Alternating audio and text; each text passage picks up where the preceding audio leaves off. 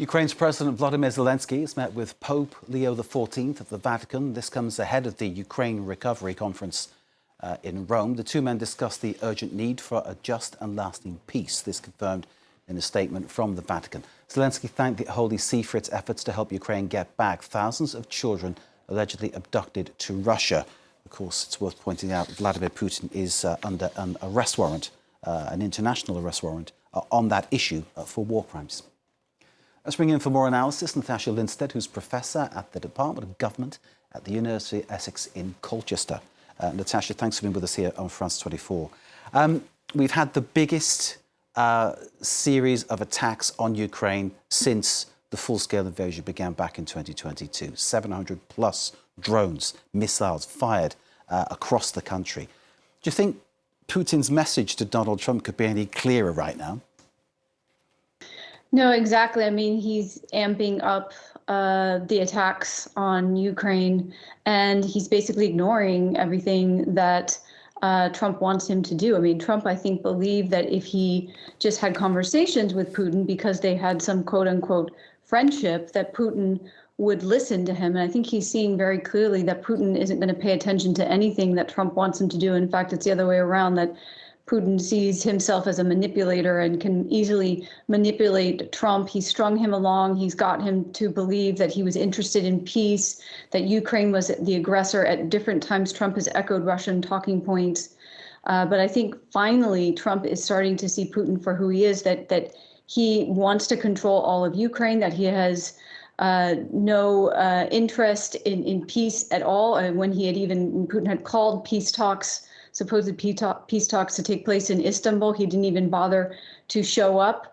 So Trump's growing increasingly frustrated, and interestingly, because Trump had been a little bit hesitant to really criticize Putin, he's gone a little bit more critical of Putin, saying he's frustrated with him, saying that all he says is BS and that he's not interested in peace. And so he may finally be getting tired of Putin's game here. Indeed, that may seem the case, but of course, just supplying a small amount of Patriot missiles to Ukraine.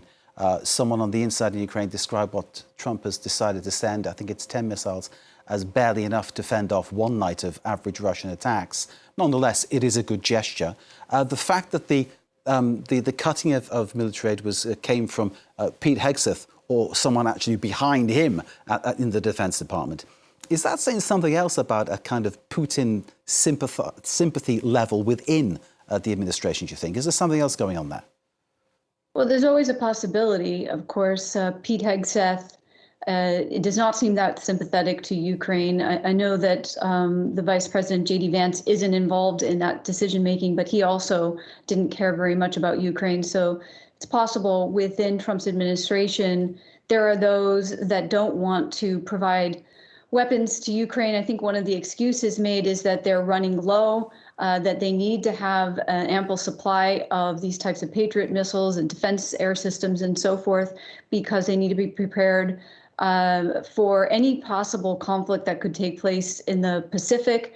That Hegseth, at least, is more focused on what's going on in the Pacific than in Ukraine. And we saw that some of the signaling coming from the Trump administration showed that Ukraine wasn't very important to them. And at times, Trump was even incredibly hostile towards Ukraine. There was the time back in late February, they had this disastrous press conference where Zelensky came to the White House and it looked like a setup.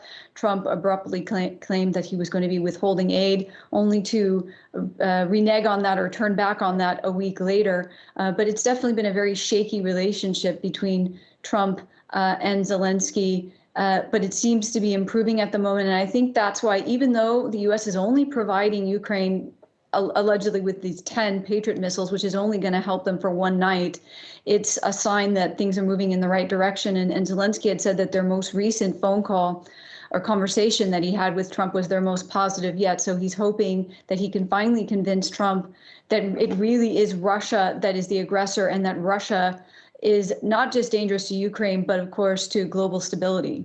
Indeed. And of course, the facts, of course, of the matter do speak for themselves, don't they, about Russia's aggression. Zelensky's mission in Rome, then, let's come to that. Rebuilding, rearming. He's met the Pope, got the Pope's blessing, which is always a good thing. But this conference coming up about rebuilding and also rearming. No, definitely. And I think one of the things that Zelensky has mentioned is they need air defense. They need all kinds of air defense systems, whatever they can get, because Russia is amping things up. And what we see with Russia is when they get into a corner, when they don't think that the war is going well, they get bolder. And the Russians are losing and willing to lose. I mean, thousands and thousands of men. They were losing in 2024, 1,000 men per day. For every square kilometer that the Russians gained, they were losing 100 men. And so Russia has had to incur, huge heavy losses. And that's why I think they're trying to offer this heavy type of artillery, which then would require Ukraine to have a much more robust defense system in place. And they themselves are, of course, not just only exhausted by the conflict, but are exhausted in terms of the supplies that they have. So this is one of the things that Zelensky is trying to underscore, that they need these types of air defense systems in place to deal with the increased Russian onslaught. Professor Lindstaedt, we need to leave it there. Thank you very much indeed for joining us. Natasha Lindstaedt, Professor at the Department of Government at the University of Essex in Colchester. Thank you, as always, for joining us.